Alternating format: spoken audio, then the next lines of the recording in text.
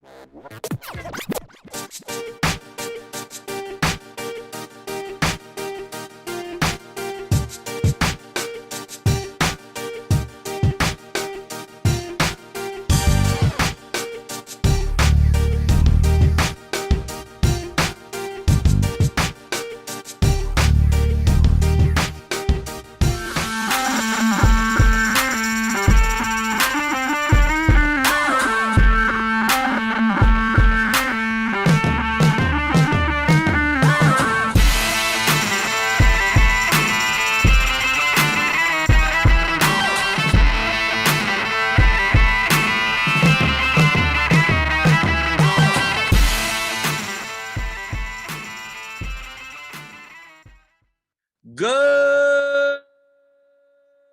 morning, grinders. Welcome to the DFS pregame show here on RotoGrinders. I'm Jordan Cooper, aka Blender HD. If you want to follow me there on Twitter, and it's Tuesday, and we'll go over some NBA stuff from last night. Right, we got 11 games slate last night. There was all that news before lock.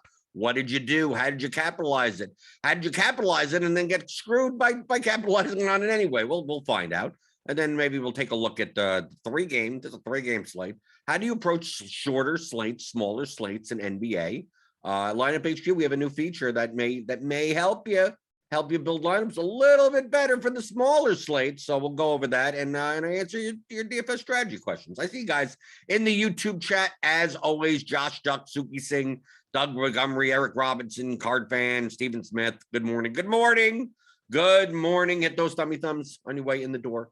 Hit the subscribe button if you're new here. Hit the notification bell to know when we go live. Let's see. Eric Robertson says, started focusing on GPP only a week ago and got my first first figure digit, I guess digit's fine, win last night. Fished in second in the $12 single entry NBA contest. Thanks for all the help the channel provides. Oh, okay. If this was DraftKings, we could take a look at that. Let's see if we could find it. So I'm assuming $12. That's a DK contest, right? That FanDuel doesn't do like $12, right? So single entry $12 contest. So that's what we're looking for. So the pick and roll. I believe. Okay, here Eric Roberts. Okay, so Eric 9129. Here we go. D'Angelo Russell, the low on play, right? Dinwiddie. Okay, Dinwiddie, hero. Gordon Tucker playing Porzingis instead of Evan Mobley, who Evan Mobley shot like 0 for 11 or something. I mean, like he was awful yesterday, even with Jared Allen out. Dwayne Dedman, who I guess he got there for 3,200, but he wasn't necessary once Bam and Butler were ruled out. Cole Anthony got a ton, 12% owned. DeRozan, 13% owned. I mean, you could have got, basically, if you would have done a construction with a little bit differently, not taking Russell here. I mean, he did fine. I mean, he's fine raw points wise, but not as much as some other players. Maybe you would have gotten first, but still 1250. That's pretty good. The first place, right? If you played like Lonzo Ball instead, right? If you played Lonzo Ball there, right? I mean, this type of construction. Dedman wasn't in the winning lineup in the largest field GPP, but this is 2,451 entries. So you don't have to hit the nuts, right? If we take a look at the fadeaway, the top score was 381, right? The winning score was 374 here. So like Eric's score of 365 would have gotten him 365 would have, $300 about.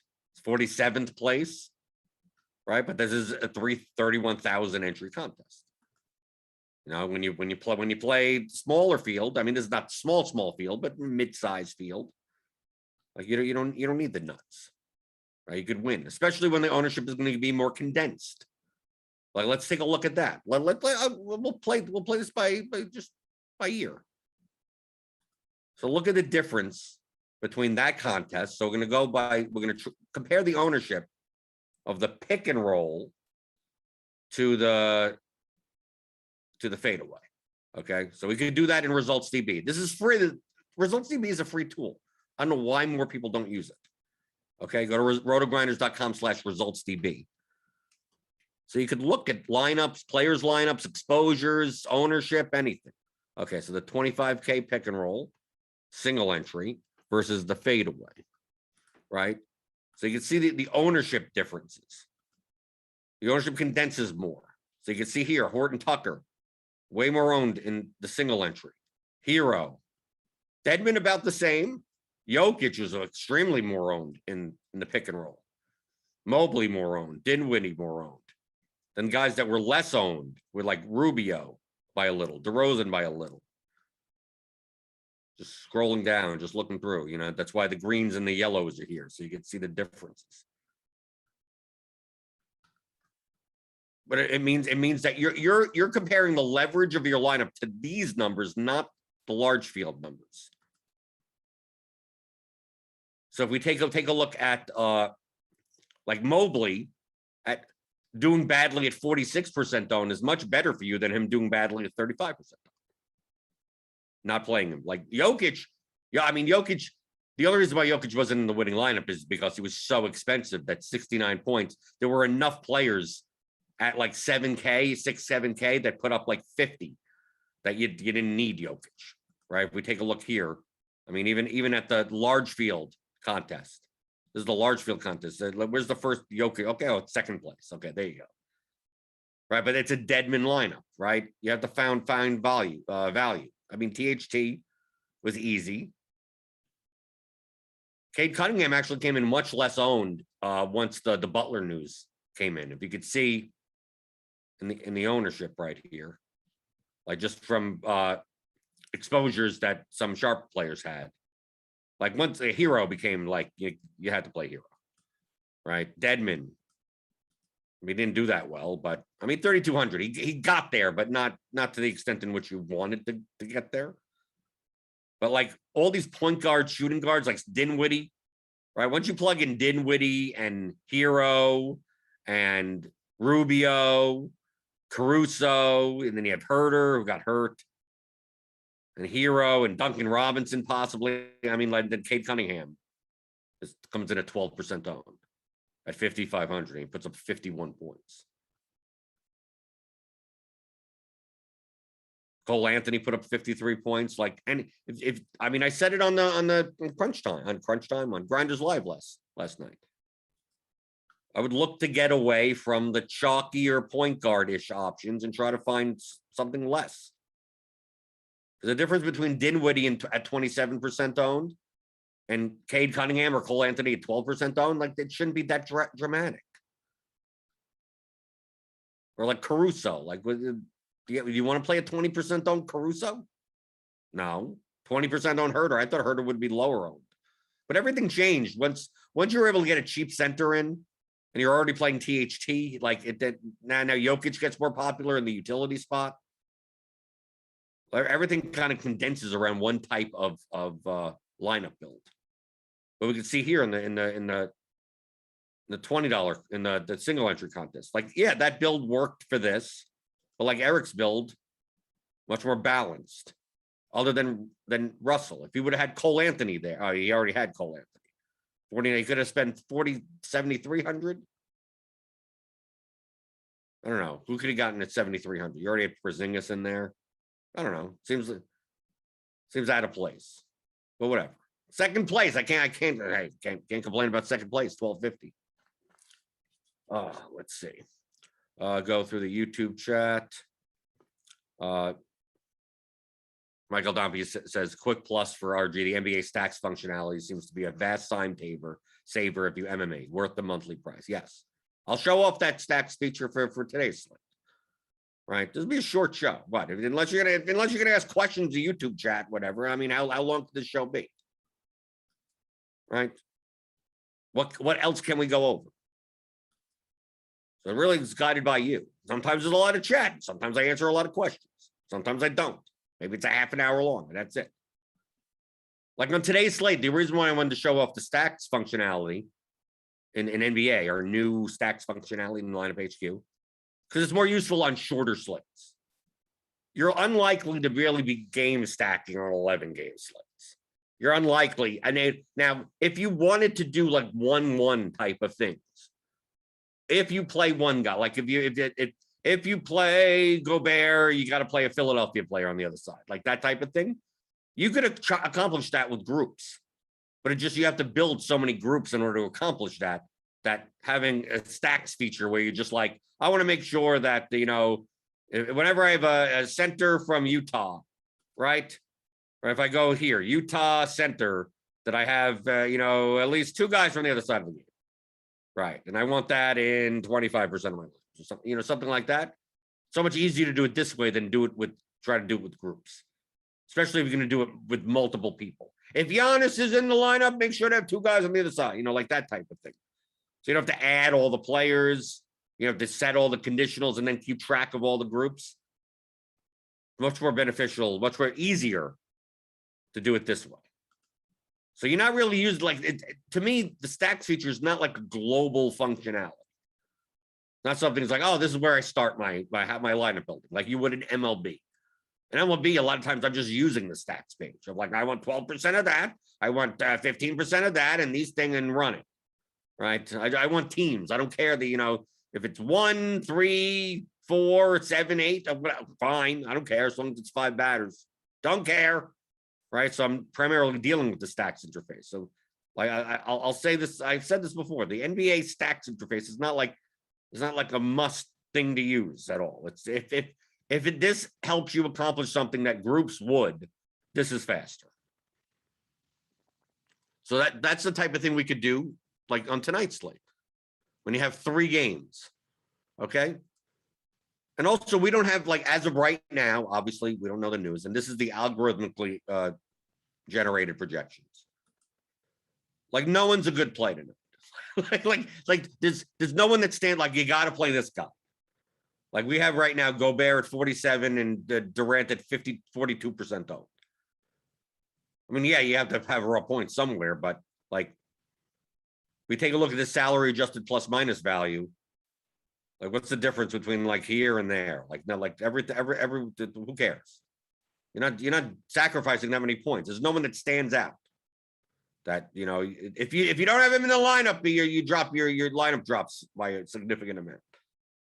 And we could tell by, like, if we generated 100 lineups, let's do 100. Go to build rules, make sure 49,000, 1 unique, whatever. This looks good. So if we wanted to generate the top 100 optimals, right? What would we do?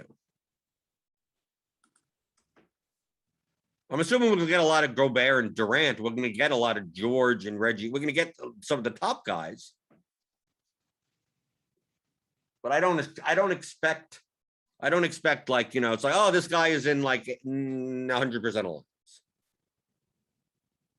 Maybe Gobert only because of positional scarcity, because I'm looking down at the tops over here.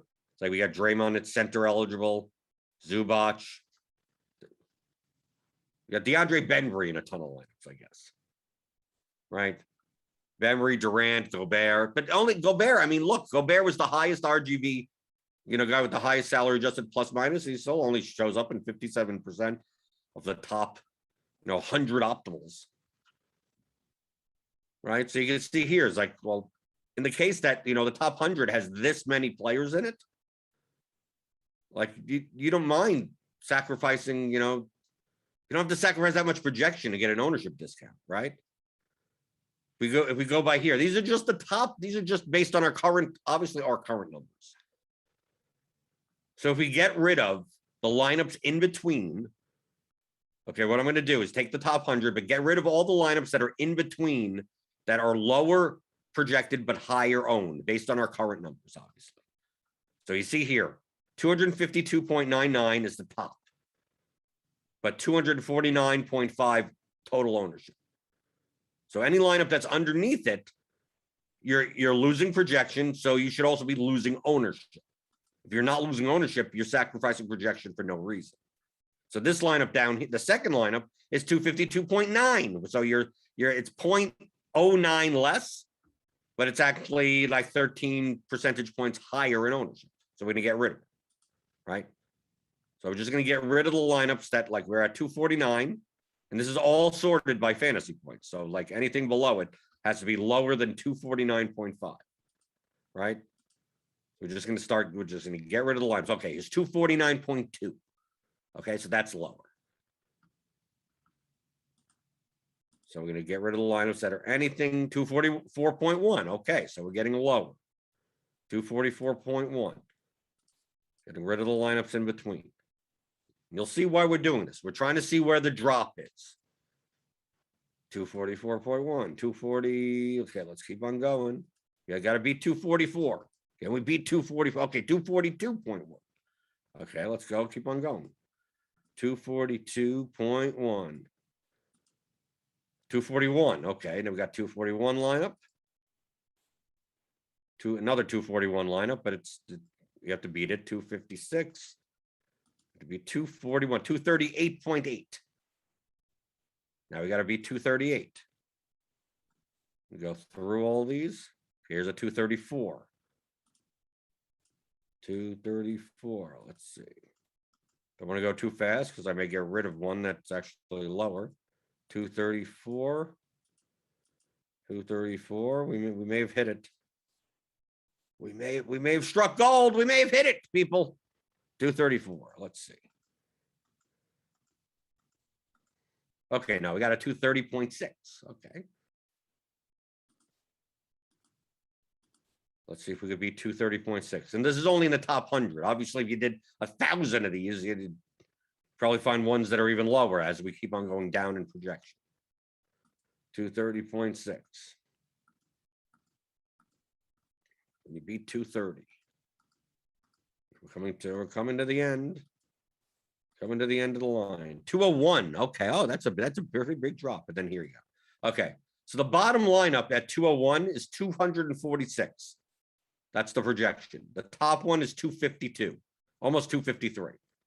So the difference in the top 100 optimals when factoring in ownership, the lower ownership, is anywhere from 252 to 246. So we're talking 253 to 246. So there's a 7 points of projection difference.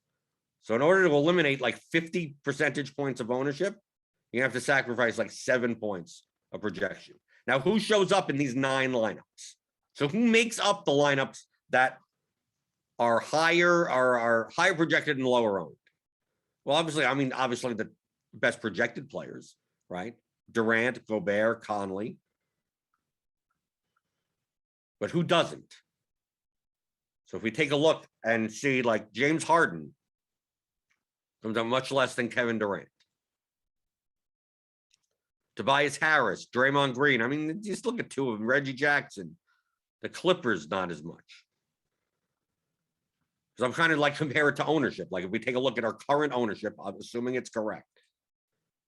Like who's going to be like Terrence Mann here, for instance. Terrence Mann is going to be 34% owned. Like where does he show up in our lineups? In our 9 lineups like this, does he show up at all?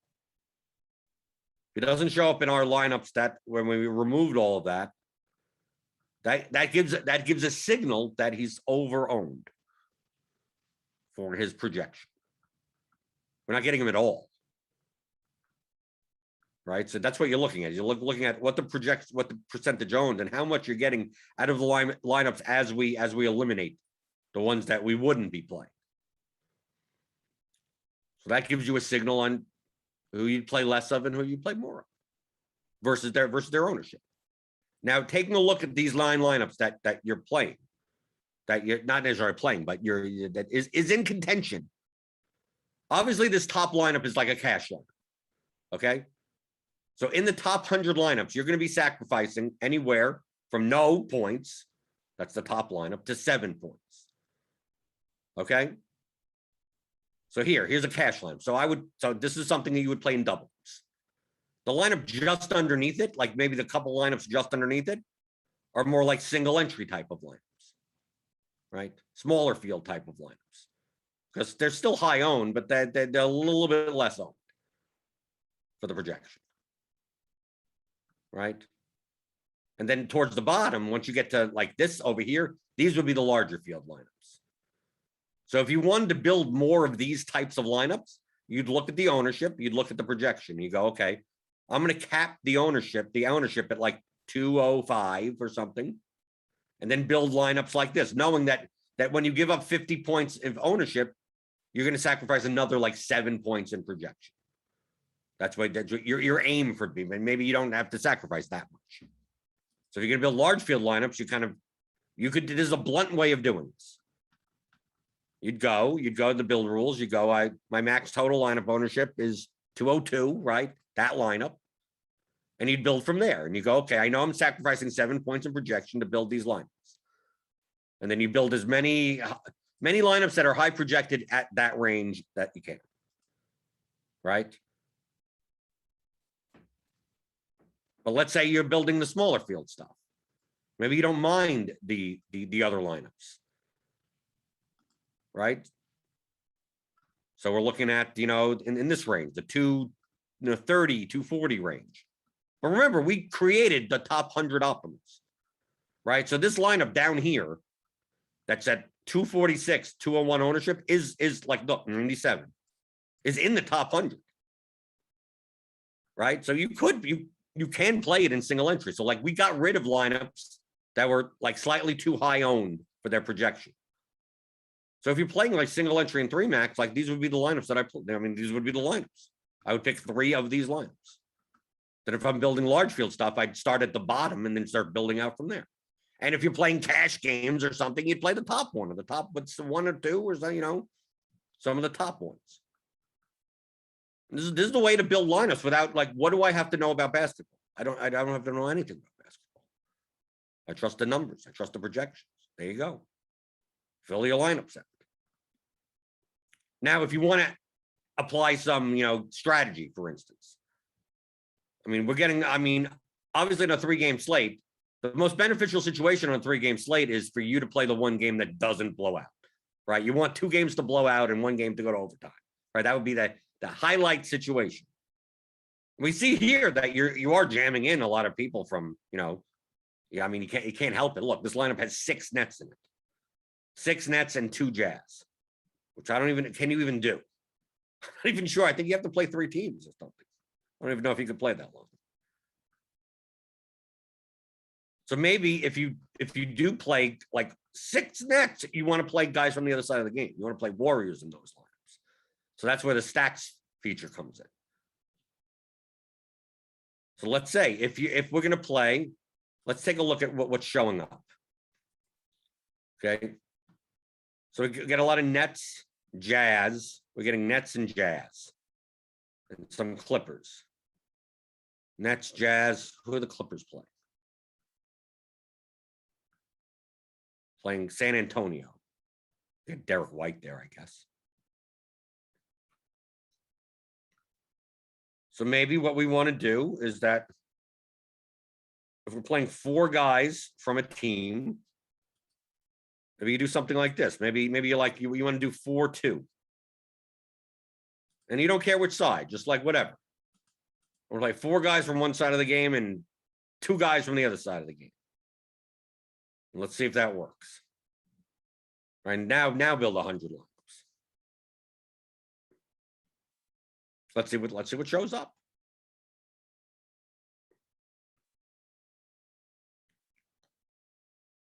We should get Nets. We should get Nets, Warriors. We get Jordan Poole in there. We should get something. Let's see. Probably some of the lineups that we already saw. Right. Take a look at this lineup, right? You're getting Mills, Bembry, Griffin, Durant with Draymond Green and Jordan Poole. And then you still get, the 2 extra guys. Right. So here we go. 4 Nets, 2 Warriors, 4 Clippers, 2 Spurs. And you still get two Jazz players. Here's 4 Nets with James Harden. Right? So you could make these types of line. You could experiment with this. Try to game stack. Maybe an even higher type of game stack. Maybe you want, you obviously can't play the full one. So like 4 and 3. 4 from one team, 3 on the other, and then just 1 extra player from one of the other games. Or you do something like that. Take a look at what those lineups look like. So much easier to do it this way than try to build it with groups. So I've done this with groups. It's a pain in the ass. This is so much easier. And maybe you don't, this is, I mean, I'm just showing you this with like all the teams checked and 100% of my lineups. Right? So we take a look here. Here's the Clippers, Spurs, 4-3. Right? And you can see the projection, 248 at 222. Right? But in this stacks, I mean, like you don't have to stick to one. Like, let's say I want to add another one and add another one. Right? Maybe I want 4-3. I want some 4-3. I want some 4-2. I want some 3-3. Right? You could do that and then set a percentage. So it's like I want 30% of these. I want 40% of those and 30% of these, right? And then there you go. Now you can build them. And if you only want certain teams, then just uncheck the ones that you don't want. Right? And maybe when you can, like if we were leaving this alone, like if we had, because obviously these 4-3s only have one player left in it. So let's say we do 4-2, 4-2, 4-1, and 3-3 or whatever you want to do like this. You could even add a second one and go, I make sure the other two players in my lineup are against each other or at the same team, right? You could do 2-0, right? We could do those type of lineups, or you could just do 1-1 and you go, I want 100% of my lineups like that. 1-1. So it will create 4-2 lineups. And then the other two spots will be two guys opposite sides of the game. So you won't get Donovan Mitchell and Rudy Gobert together. You'll get, a Philadelphia player on the other side, right? You could do something like this. So let's say we delete this because it leaves, because these 4-2 and 3-3 leave, obviously 2 spots remaining in your lineups. So maybe you want 50% of these and 50% of those and 100% of this, and then let's see what happens. Obviously, projection will start coming down because it's forcing in these types of little correlation things. But if you wanted to do something like this in your lineups, this interface gives you, it's so much easier than trying to do it with groups. Some of the stuff you can't even accomplish with groups, like these second game stacks, and because then you have to do like every player. If Gobert's in the lineup, then it has one of these 10 players. If Mitchell's in the lineup, you need one of these Philly players. If Conley's in the lineup, you're going to end up with like 30 groups on a 3-game slate just to cover all of those combinations. Here, it's just like ding, ding, they're done. Bing, bong, bing. You're done. So let's see what these lineups look like. Then you do this and you take a look and you see what projects high, low owned. You do the same thing like we did before when we got to those 9 lineups. And you could save the ones that you want and get rid of the ones that you don't want. Right? So we're getting a lot of Furkan Korkmaz, obviously, because we're forcing in, a Philadelphia player with a Jazz player. Right? So the top lineup here is 252, 244% owned, right? So you're getting, we're getting the Brown, Durant, Bembry, Mills, 4 Nets, 2 Warriors, and then Gobert and Harris across from each other. Right? Here's Korkmaz and Gobert across from each other. And a game stack of this the Clippers Spurs game. Right? 250. Right? It doesn't have look at the dramatic difference between these two lineups. I mean, it's I think a 7v7. I mean, it is a 7v7. But the differences in ownership and projection are not that dramatic, right? It's a little bit less owned and about a point less projected. So like both these lineups are good, even though they only share one player. They only share Rudy Gobert in this line, right? There's no other player, right? It's just Rudy Gobert and a game stack of the other game, right? Here's another game stack of the other game. Right, here's a game stack of the other game. So it's right. So I mean, that's why these lineups are not different from each other from a projection standpoint. But they may be better constructed than your opponents who may be trying to pick and choose and whatever. Right? You kind of look at a lineup like this and you're like, I want the Nets Warriors game to go off, and I want the Spurs Clippers game to be a dud. And then you look at this lineup and you think the complete opposite. Like I want the Nets Warriors game to be the dud, and I want the Spurs Clippers game to be the one that goes nuts. Right? And then we got to have some. There's probably his Jazz one. Yeah, here's a Jazz. Here's Jazz Philadelphia. 1, 2, 3, 4. 2 Philadelphia players. Right? And then we got Bembry and Green against each other. So now you're hoping for that game to go off, right?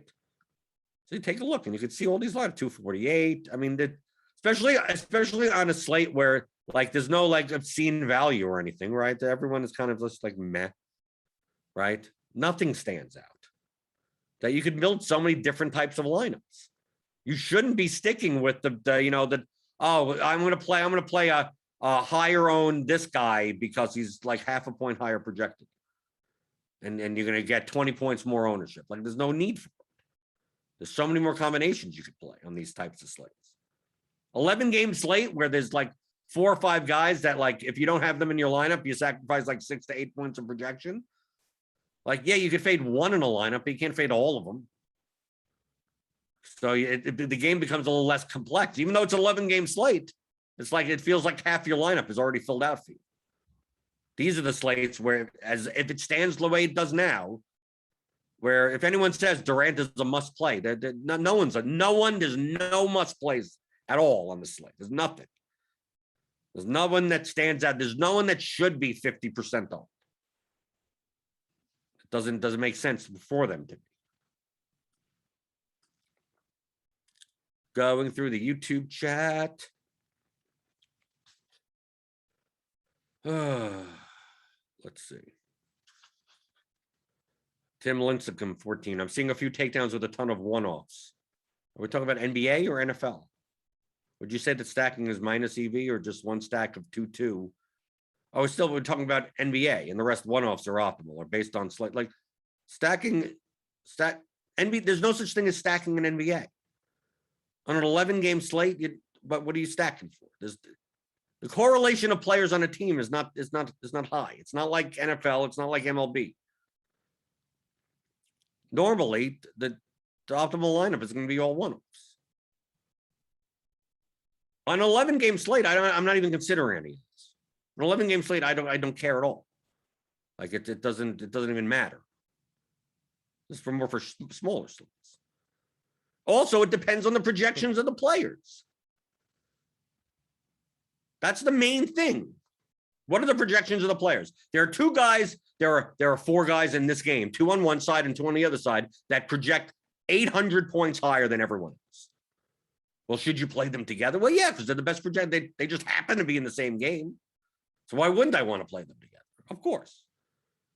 That makes more of a difference than anything else. You look at yesterday's slate and you go, oh, there's a lot of heat that project well. So I'm more likely, like in those lineups, to play one guy from the other side of the game if I had a choice between multiple guys that all have similar projections. But it all comes down to the fact that like multiple players on the same team or the same game all project well. So doesn't it make more sense to just play them all together? You could do that. Let's see.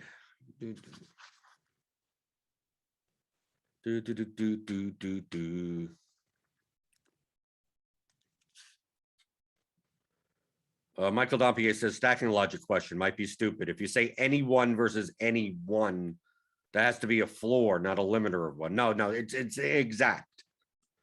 If you use the stack section, that means exactly. It's not 2 or more. It's 4 exactly, 2 exactly, 3 exactly. But if you just have, I personally don't care about the guard forward center, but there could be cases where people want to do that. It's like like if you want to go for specifically Utah Gobert lineups, right? You wanted to do something like, okay, then I understand why there's a guard forward center. If anyone wanted to do something more granular that didn't want to use a group, it's possible. Personally, I think you'd rather just use the group for that. If Gobert's in the lineup, make sure to use, one of these 3 players. Like, I think it's more, if you're going to do it that granularly, you might as well just make the group for it. but we left in the guard, forward, center because maybe some. If I'm playing a guard from one side, I want to play a forward from the other side. I don't think it matters. It shouldn't, but maybe people want to do that. So why not give them the option?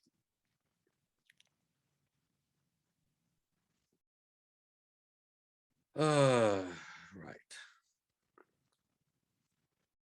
MJC, correlation exists in NBA when games are high scores and fast paced, taking a few pieces from each side. No, you're correct, but it's just not strong. The problem, it's not strong enough. Whenever you're adding correlation, okay, this is where people go wrong. Okay, this is very important, very, very, very, very important. Whatever you're doing right now, put it down. Put whatever you're doing down. Okay. Right. If you're driving, pull to the side of the road. It's that important. It's that important. Okay. I've said this about maybe, I don't know, probably 4,000 times, but it's this important because apparently I have to repeat myself 4,000 times for the same people to understand the same exact concepts. There are 3 levers in DFS: projection, correlation, and leverage. Okay. So these levers work. As you pull one down, one goes up, right? It's not just, you can't just pull them all up. I want the highest projected lineup that has 8 guys all in the same game that are 1% owned. Like that doesn't exist in DFS, right? You're not going to find that. You're not going to, on this slate, I'm going to stack one game and I'm going to be literally the only person in the entire field that has any of those players. Like literally, like they're less than 1%. Like you're not going to find that. So anytime that you raise your projection, you're obviously limiting other things. Every time you're raising correlation, you're lowering your projection. Every time you're raising your leverage, you're lowering your projection. You're lowering your correlation. So it's not a matter of, well, yes, I'm going to play I'm going to play 4 guys from the same game, 2 on one side and 2 on the other side, or 1 on one side, 1 on the other side. Is there a correlation there? Yes, it's very weak. Right? It's not like correlations in baseball. It's not like correlations in even NFL. It's not like correlations even in soccer. It's very weak. It adds something, right? So the 2 players combined, when you add them together, one guy from one side of the game, let's say Gobert and Tobias Harris, right? One's on Utah, one's in Philadelphia. If the game is fast and goes over and stays close, so they have maximum minutes, there's a correlation there. That's correct. But how much does that add to the combined score of both players? 3%? I mean, what are we talking about? 5%? 5%? I don't even think that much. So if their projection is 40, right? So 40 for Harris and 40 for Gobert. That's 80 points total. And you tell me that correlation is worth 5%, which I would think is too high. Is worth 5%. So what's 5% of 80? It's 4 points. Okay. So by playing them together, you gain an extra 4 points of ceiling. If it's 5%, but it's probably not 5%. It's probably more like 2 to 3%. So let's say 2%. What's 2% of 80? About what? 1.5, 2 points? 1.6? So that's what you're gaining. When you play Gobert and Harris together, you gain 2 points of ceiling. Okay. Is it worth playing Harris and Gobert lineups versus Donovan Mitchell? Donovan Mitchell, I mean, assuming that the positions or whatever, similar price, right? I mean, like 8,600 versus 8,500, but Donovan Mitchell projects for a half a point higher. So if you had the choice in the last piece of your lineup for whatever, and you had Gobert, and you could put in either Mitchell or Harris, who would you put in? Probably Harris. Why? The both sides of the game correlation makes up for the half a point difference in projection. So you're like, okay, I don't mind doing that. But let's say for instance, that Donovan Mitchell was projected for 56 points. I'm using a very extreme example just so you get it. And you go, but I want to play both sides of a game. So I'm just going to play Gobert and Harris. Well, why not play Mitchell Mitchell projects for 15 more points than him. So who cares about the correlation? You're not making up the difference in projection. by the very weak correlation there. Anytime you're doing anything other than raising the projection of your lineup, you're doing it as a sacrifice. You're sacrificing projection for something else. And your goal is that sacrifice worth it? So if you're going to go into a slate and go, I'm always going to play 2 guys from one side of a game and 2 guys from the other side of the game, you're doing it wrong. Why? Okay, these 2, I'm going to play these 2 guys and these 2 guys. Like last night, just like you just pick 2 random people. Like you're probably sacrificing projection where you don't even need to. You're not gaining that much from doing that. That's why I said, if these 2 players on each side of the game are projected well also, then why not play them together? Yes, then it makes the sense. But I'm not going to play 4 poorly projected players together just for the sake of that correlation. You're just not going to make up enough. Yes, I'm not going to sacrifice 20 points in projection for the sake of that weak correlation that I'm going to gain 4 or 5 points of ceiling from. So that's the thing. That's when people are asking question, do you do this? Oh, in football, how about the run back? Should you run it back in NFL? Well, it depends on the projection of the run back. It depends. There's a correlation there. It's not the strongest of correlations, stronger than the correlation in basketball. You know, when you play, quarterback, 2 pass catchers, and the guy from the other side of the game. Well, what's the projection on the other side of the game? I mean, if that guy projects well, then the opportunity cost, if you had a choice between 2 guys, like with the Bills game, I think Corey Davis was like 4,900. Okay. So in that spot in your lineup, you have a $4,900 spot. You could play Jacoby Myers there at 4,800, or you can play Corey Davis at 4,900, you already have the Josh Allen stack in your lineup. Which one should you do? Well, there is no answer until I tell you what the projections of the 2 players are. If Corey Davis projects for 12 and Jacoby Myers projects for 12, they're the same projection, then you're not sacrificing anything by adding the correlation, right? So why not do it? That's where you put Corey Davis. If Corey Davis projects even better than Myers, then it makes even more sense, right? Because why am I going to lose projection and not have a correlated piece? But let's say Jacoby Myers projects for 14 and Corey Davis projects for 12. So if you were maximizing your projection, you'd be putting in Myers in that lineup and have no run back, right? You'd have no run back in that lineup. Or is the 2 points worth putting Corey Davis in? You're dropping your projection 2 points to add the correlated piece. Is the 2 points worth that correlation? I don't know. It'd probably be close. But let's say it wasn't that close. Let's say Jacoby Myers was projected for 15 and Corey Davis was projected for 8. Is that correlation worth 7 points? Probably not. So you wouldn't have the run back there.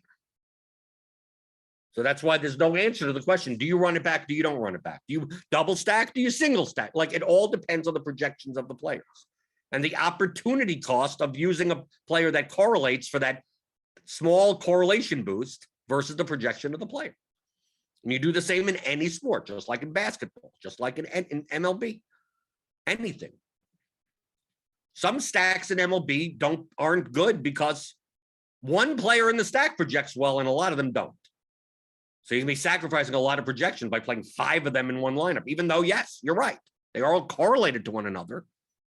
But is it worth playing a lineup with a 5-man stack of expensive, poorly projected guys that puts the projection of your whole lineup down like 15 points for the sake of having 5 guys from that team? Maybe not.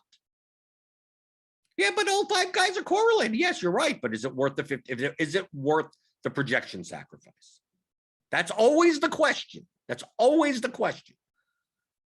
And without knowing the projections, you can't figure that out.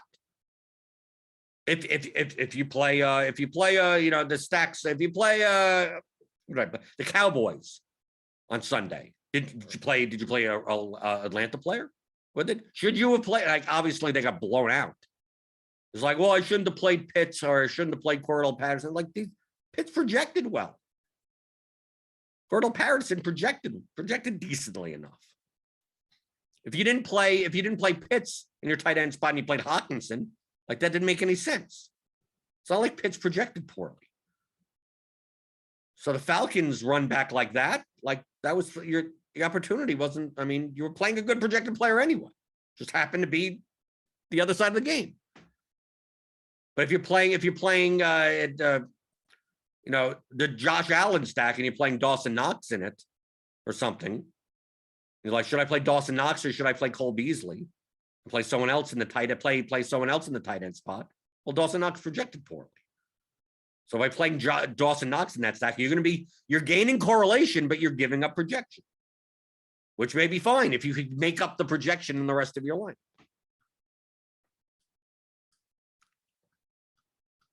Go through the YouTube chat before we get out of here. And yes, I agree with Jacob. In NBA, I'm more likely to be eliminating negative correlation than forcing in positive correlation. That's correct. And typically you don't want too expensive guys. Not a big fan of playing, LeBron and AD together.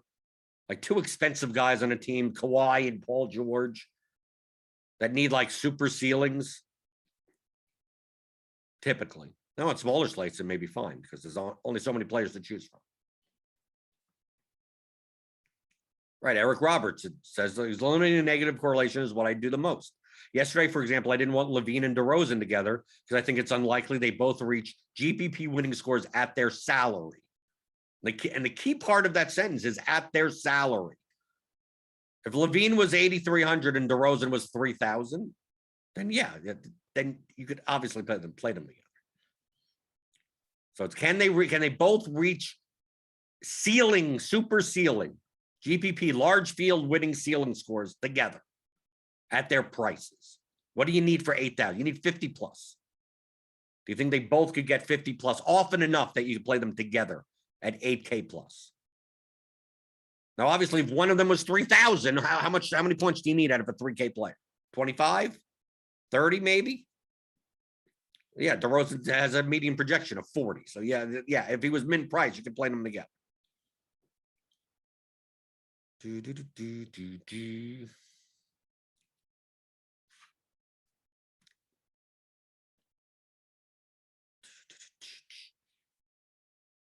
Let's go through. Can find anything else before I get out of here? People are talking amongst themselves. They're answering their own questions. That's fine. I don't care. Yeah, they're answering their own questions. I have no idea. Jack Mitchell asks, how do you get over FOMO when Xing out a high value or high projected player, just not in basketball, but in general? Well, here's the thing. You shouldn't be Xing out anymore. Jack, you're not playing players. You're playing lineups. So if I'm going to play 10 lineups tonight, I'm going to play the 10 best lineups that I can. If it just so happens that it doesn't include one player that's X'd out, then so be it. How do you get over the fear of missing out?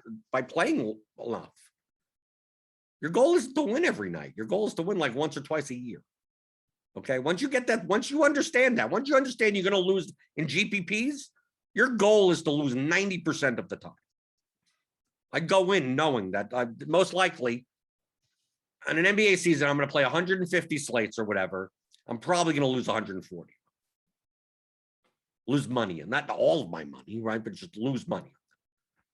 Then 10 of those slates I'm going to make money on, and hopefully out of the 10, 2 of them are like for a lot of money. And there you go. That's your whole season. So once you think in those terms, like who cares about fear of what?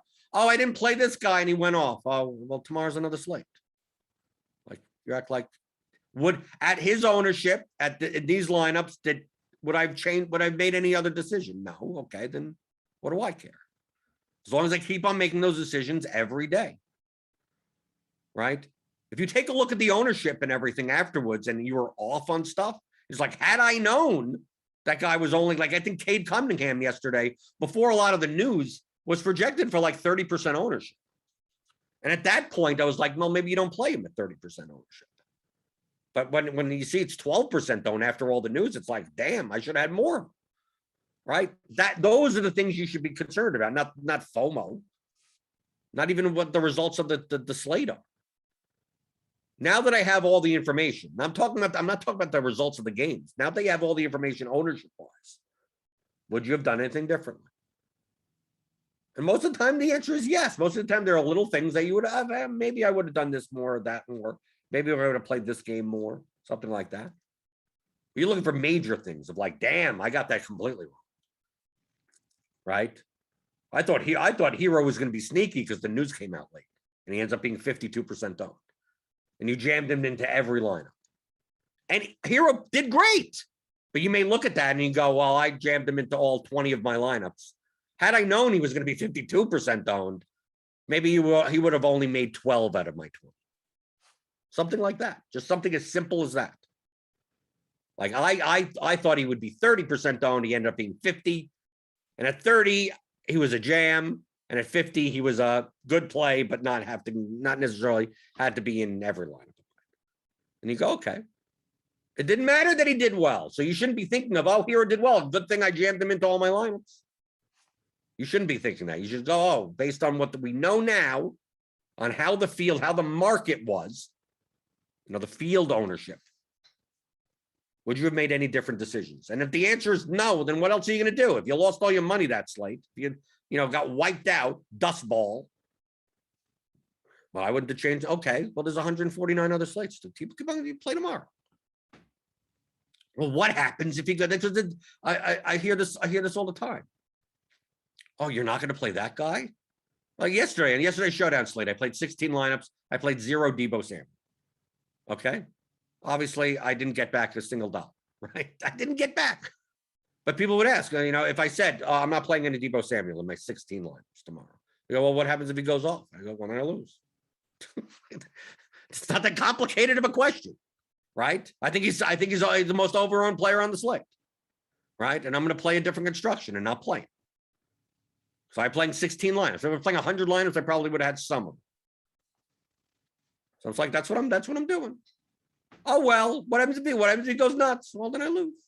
Well, what happens if he doesn't? What happens if he gets injured on the first play? Well, then you could think of it in that way also. So you have to get around that. You have to get over the fact and your focus on just one slate. This is one long game. It's not even a week-to-week thing. It's not a month-to-month thing. It's not even a year-to-year thing. This is one long game. That's why you only play a certain percentage of your bankroll per slate. Right? You play a very small percentage bankroll per slate, especially if you're playing GPP, and you play to win first place. You build lineups and you go, okay, I'm going to most likely lose most of the slates this year. But I'm playing to win 1, 2, 3 of them. Top 5, in a couple, something like that. You do that, all the money's up there. Like, dude, I lose like 90% of the slates that I play in GPP. I've made hundreds of thousands of dollars in profit. In profit, even including all the loss. I mean, you don't get that. Yeah, you lose. I'm going to lose $100 a night over and over and over and over. So I add up all these hundreds. Right? I'll lose 100 here, 100 there, 100. You lose 150 times. That's $5,000. Yeah, but then you win $100,000 once, and you're $95,000. That's what you're aiming for.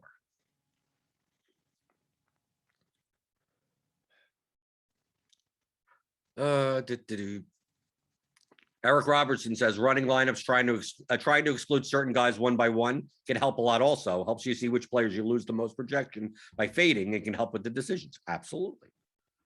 That's very similar to what I was doing before with eliminating the lineups in between. It accomplishes kind of the same thing. It's a blunt way of doing that. Assuming that your projections are good, right? Assuming that the ownership, everything is good. I mean, I tend to change the ownership projections.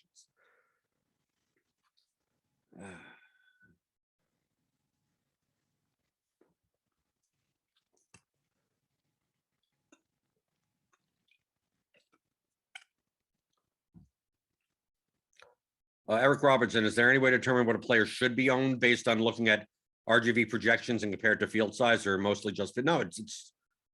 It's going through the process like the blunt way of eliminating the lineups that have high projection and too high ownership, low projection and high ownership. That's a blunt way. The best way to do it is just simulate it. If you could simulate the contest with all of the actual lineups, then you'd be able to do that. Obviously with accurate player projections. That would be the more precise way of doing it. The blunt way is to just run lineups and, oh, this projection is here, this ownership is too high, get rid of it and see what players show up. I saw on Sunday that for NFL that I was just getting a lot of DeAndre Swift doing it. Right? Instead of getting like Jonathan Taylor or Najee Harris or Austin Eckler in that like 7K-ish range, Ezekiel Elliott, based on DeAndre Swift being 12% owned and had nearly a similar projection to all of those players. And all those players were like 16 and 18 and 20% owned. Like, obviously, Swift is going to show up in a lot of lineups. It's like, you know, I'm sacrificing a quarter point to half a point of projection, and I'm gaining like 6 to 8 percentage points in ownership for nothing by playing Swift over any of those guys. So that's what it stood out. So that's why I played a lot of Swift. Not because of anything else, just like in comparison to these players, that's based on the numbers that I had. Player projections as well as the ownership.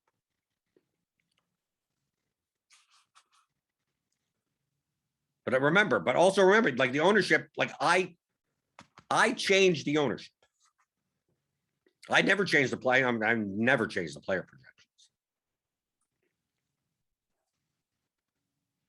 And what's the reason why I changed the ownership? Because I have much better feel than, I mean, I look around the industry also. I mean, because it's not just like, oh, look at RG and like that's, oh, whatever RotoGrinders says. It's like, no, well, I know what's going on everywhere else, what other people are looking at and going like this guy, you know, we have him projected at 24% owned. I'm like, nah, he's going to be more like 32%. Like, do I know exactly? No, but I know he's going to be higher than 24. So I'm not going to leave it at 24. I'm going to put it at 32. I'm going to look at this guy and go, oh, we have him at 16% owned. It's like, he ain't going to be more than like maybe 6, maybe 6. So I change it. So I change the ownership typically, but that I can't back test that. I'm literally I'm estimating at that point. But from my experience in playing DFS, if I were to be able to back test that, I think my R squared of my ownership is better than the entire industry. Because I'm getting an aggregate of everything. I mean, essentially, it's what I'm doing is I'm aggregating and adding some subjective bias to it. Because a lot of times the ownership around the industry doesn't take into account, obviously, contest type, and also doesn't take into account recency bias as much. Because it really should, because you shouldn't, but human beings do. So anyone that in NFL that did well the week before, like it looks off 4% owned. It's like, no, 8% owned. They go, well, why should he be 8%? He shouldn't be 8% owned. All I'm telling you is that if you're playing lower stakes contests, people are going to look at the box score and he's not going to be 4%. He's going to be 8%. Maybe 10% even. Right? So you have to add that in. And then once you add that guy to 10%, you have to take it away from other people.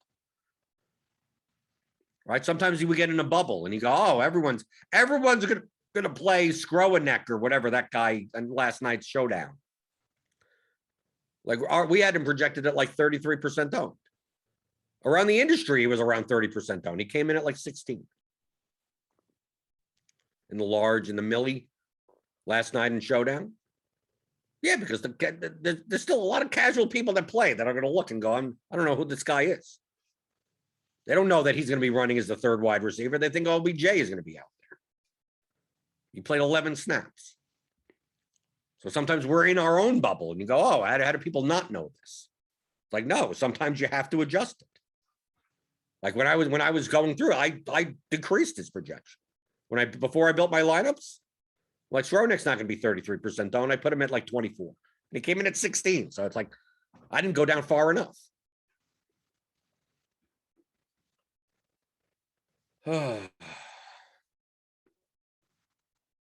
Eric Robertson, which RG had an option to set a projection floor. Yeah, I've asked for that also.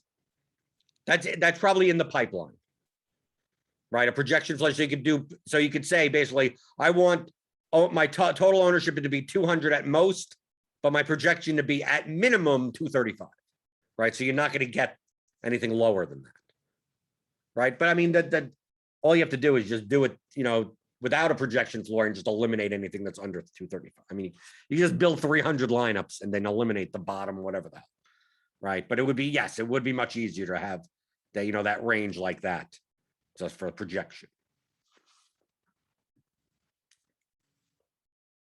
Okay, so I think we covered a lot of stuff today. I thought it would be a shorter show, but then everyone got all chatty in the chat, right? Right. We have smart people here. We have some dumb people though, right? And mostly smart people here in the chat. They asking other people questions, right? Jacob's here, right? Robster's here. Nerdy Tender's not here this morning, but Nate's here. Michael Dompier. We got smart people that show up, right? We don't get that many stupid questions, so I appreciate it. So give me a thummy thumb, give me a thumbs up, hit that subscribe button, notification bell. We got Grinders Live later today, right? Grinders Live, crunch time, something. It's only a 3-game slate, so I don't know what's going on with the schedule. Well, we got 7:30, 10, and 10:30. Oh, 3-game slate tonight, and we'll be going over all of that later. And yeah, so tomorrow, I don't know what the hell we'll talk about tomorrow. 3-game slate. Can we go over that? There'll probably be a big NBA slate. We'll get some results DB stuff. I'll answer your questions as always, because that's what I do here on the DFS pregame show on RotoGrinders.com.